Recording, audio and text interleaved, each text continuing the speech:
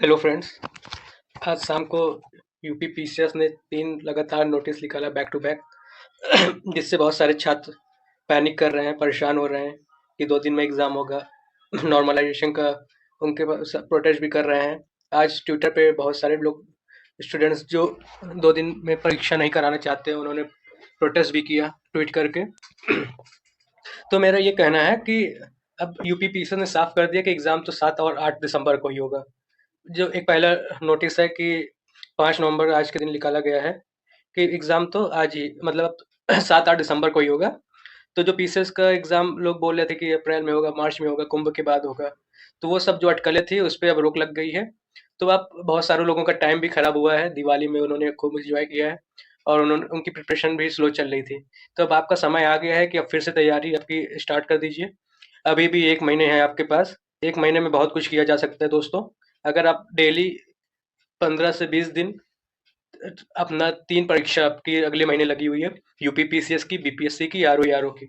तो इन तीनों को अगर ले को चलोगे तो आप कॉमन चीज़ें पढ़ोगे, फिर एग्ज़ाम के पहले इसको फिर से आप जैसे-जैसे जो एग्ज़ाम आए उसकी रिवीज़न फिर से तेज़ी से करना है। तो अभी आप नोटिस की बात कर लेते हैं। पहली नोटिस ये है कि 7 और 8 दिसंबर को एग्ज़ाम होंगे यूपी पीसीएस के 2024 में। उसके बाद इसका एग्ज़ाम आपको पता है पैटर्न कि सुबह 2 घंटे में होता है, 9:30 बजे से 11:30 बजे तक। दोपहर में 2.5 घंटे का होता है सीसैट, क्योंकि दोपहर में 2 घंटे का 2:30 बजे से 4:30 बजे तक सीसैट का होता है। ये परीक्षा 41 जनपदों में आयोजित की जाएगी। अब दूसरी बात कर लेते हैं, दूसरा जो नोटिफ़िकेशन है। दूसरा जो नोटिफ़िकेशन है वो आरओ-एआरओ को लेके है कि आरओ-एआरओ में भी अब डेट क्लियर हो गई है कि 22 दिसंबर को ही पेपर होना है। 22 दिसंबर को 2 पाली होगी, प्रथम पाली 9 से 12 बजे तक, दूसरी पाली ढाई से 5:30 बजे तक। फिर अगले दिन 23 दिसंबर को तृतीय पाली होगी, जो 9 बजे से 12 बजे तक आयोजित की जाएगी। अब आरओ-एआरओ में संख्या छात्रों की 10,76,004 हैं, तो इसके लिए 3 पाली कराई जा रही है। वहीं यूपी पीसीएस के लिए 2 दिन में कराई जा रही है, 2 ही पाली होगी।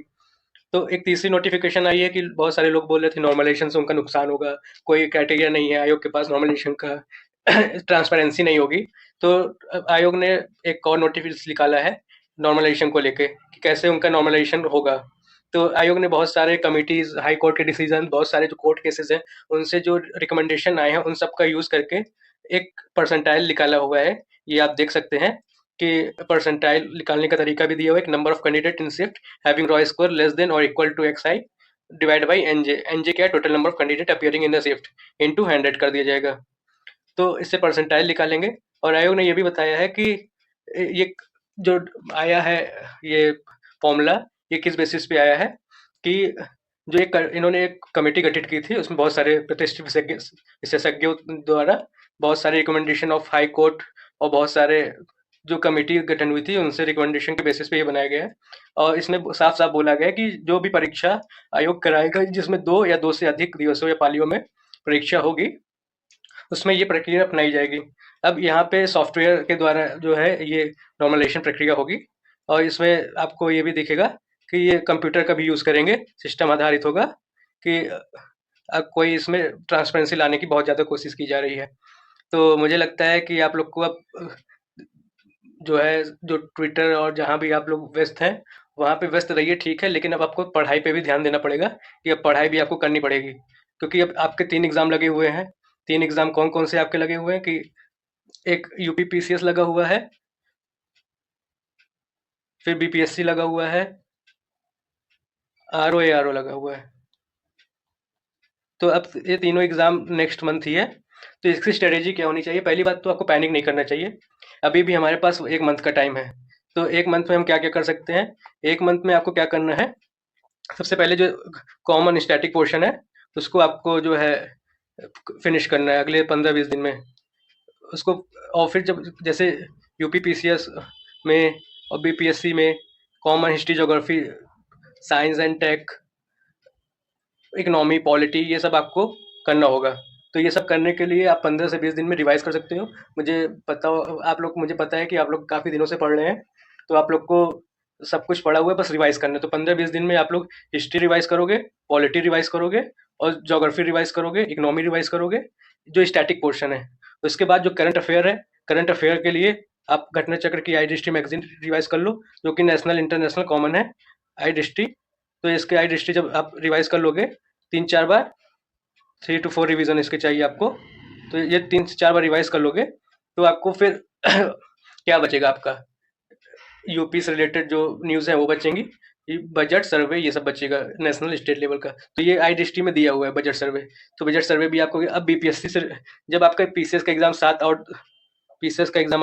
और 8 दिसंबर को है, तो जब पीसीएस का एग्जाम आपका दिसंबर में होगा तो फिर लास्ट 10 दिन आप केवल पीसीएस से रिलेटेड चीज़ पढ़ोगे, यूपी पीसीएस से लास्ट 10 दिन केवल यूपी पीसीएस पढ़ोगे। फिर जब आपका पीसीएस हो जाएगा, पीसीएस के होने के बाद आप जो है ये 8 दिसंबर से 12 दिसंबर तक आपको बीपीएससी का करंट अफेयर बिहार मतलब स्टेट बेस्ड जो करंट अफेयर्स है वो बचेगा। स्टैटिक आपने पहले ही पढ़ लिया है, स्टैटिक आप रिवाइज कर लोगे फिर इसी 6-7 दिन में, 2-3 दिन स्टैटिक को दोगे, 2-3 दिन बीपीएससी के बिहार बेस्ड करंट अफेयर्स को दोगे, बिहार का जो रिलेटेड जो स्टैटिक न्यूज़ है बिहार से रिलेटेड स्टेट का वो पढ़ोगे। ये एग्जाम आपका भी ये भी हो जाएगा। इसके बाद आप क्या करोगे, आर ओ आएगा, तो आर ओ के लिए आपको 10 दिन का टाइम मिलेगा। आर ओ के लिए, तो आर ओ का जो स्टैटिक पोर्शन है वो आपने कर लिया है, स्टैटिक पोर्शन आपने कर लिया। अब स्टैटिक पोर्शन के बाद आपको बस पढ़ना होगा करंट अफेयर्स। करंट अफेयर्स आप पढ़ो, रिवाइज कर लो, आपने सब कुछ पढ़ लिया है, करंट अफेयर स्टैटिक सब बीपीएससी यूपी पीसीएस के लिए पढ़ लिया है। तो अब आपको क्या करना होगा, बस रिवाइज करना होगा 10 दिन का। तो 10 दिन में आप रिवाइज कर लो, 5 दिन आप स्टैटिक को दे दो, 5 दिन आप जो है करंट अफेयर्स को दे दो। तो इससे आपका आर ओ भी तैयार हो जाएगा, उसमें हिंदी भी आती है, जनरल हिंदी भी उस टाइम पढ़ लेना आर ओ में। तो आपका प्रिपरेशन अच्छी हो जाएगी और इस तरह से आप पढ़ोगे टाइम बेस्ड, अपना समय आप कहीं भी बर्बाद ना करो, बस पढ़ाई पे ही फोकस करो। आपका प्रीलिम्स जरूर लिख लेगा, प्रीलिम्स लिख लेगा, फिर उसके बाद मैं मेंस के लिए भी आपको गाइड जरूर करूंगा। तो आशा करता हूँ ये वीडियो आपको अच्छा लगा हो। अगर आपके और भी कोई फ्रेंड जो पैनिक कर रहे हो कि कैसे प्रिपरेशन होगा, कैसे क्या होगा क्या नहीं होगा, तो वो सब बात की बात है। अभी डेट हमारे पास है, टारगेट है, इस दिन एग्जाम होगा तो उस दिन के लिए पढ़ो। अगर डेट पोस्टपोन्ड होगी वो बात की बात है तो इस पर कोई फोकस ना करें। आप अपना प्रिपरेशन लेवल अच्छा करो, प्रीलिम्स क्लियर होगा तो मेंस लिखने का मौका मिलेगा, अदरवाइज फिर 1 साल बर्बाद होगा। तो ये वीडियो अच्छा लगा हो तो अपने फ्रेंड्स के साथ शेयर करो और सब्सक्राइब भी कर देना चैनल को। मैं अपने टेलीग्राम ग्रुप का भी लिंक दे दूंगा डिस्क्रिप्शन में, मेरे चैनल पे भी लिंक दिया हुआ है यूट्यूब के, आप टेलीग्राम ग्रुप ज्वाइन कर सकते हो। वहाँ पे आपकी कोई क्वेरीज हो तो पूछ लेना, मैं एड्रेस कर दूंगा। और आप कमेंट करके भी पूछ सकते हो अगर कोई आपकी क्वेरीज हो कि कैसे प्रिपेयर करना है। थैंक यू दोस्तों, सी यू इन नेक्स्ट वीडियो।